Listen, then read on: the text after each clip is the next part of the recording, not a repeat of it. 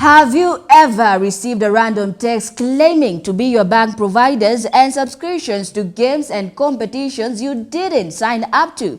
In a bid to sensitize Kenyans about data breach and other cyber crimes, the Office of Data Protection Commission in Kenya held a meeting today in Nairobi. Here is Hilary Kabila with more on this time.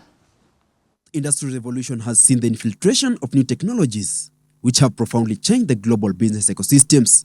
However, in the recent years, these systems have fallen prey to cyber attacks, fraud, and data breach.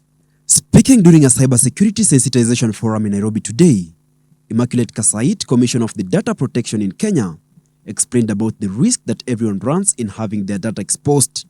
The Kenyan Constitution protects our right to information, and this office was established for purposes of ensuring that personal information is protected. Next slide, is protected.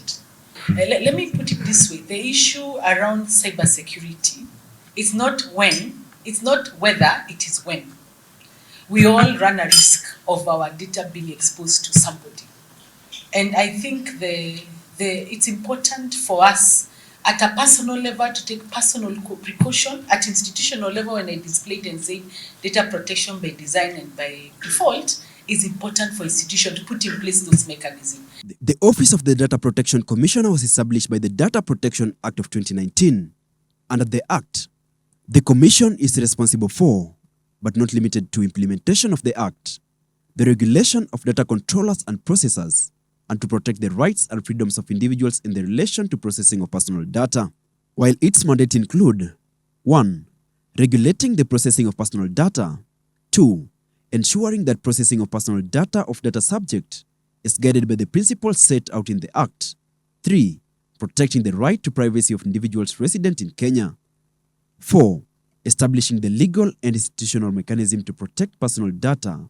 And 5. Providing data subjects with the right and remedies to protect their personal data from processing that is not in accordance with the Act.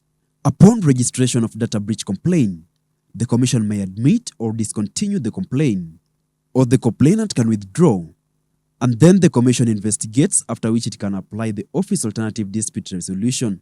According to Section 63 of the Data Protection Act, the maximum amount of the penalty that may be imposed by the Data Commissioner in a penalty notice is up to 5 million Kenyan shillings, or in the case of an undertaking, up to 1% of its annual turnover of the preceding financial year, whichever is lower.